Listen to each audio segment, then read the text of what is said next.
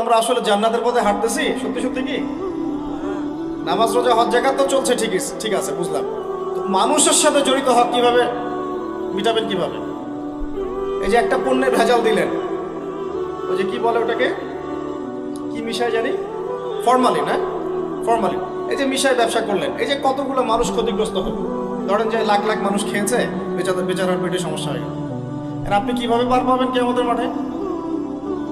আমাকে বুঝান। মাপে আপনি কম দিলেন, ঠকালেন বেচারাকে, ওর হক ছিল, পার পাবেন কিভাবে?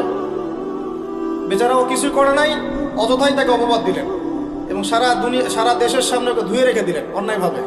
এখন আপনি পার পাবেন কিভাবে?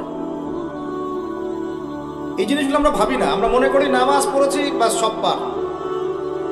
মানুষের সাথে জড়িত হক এত সহজে মাফ, বলেন আমার সাথে, মানুষের সাথে জড়িত হক এত সহজে মাফ হবে না।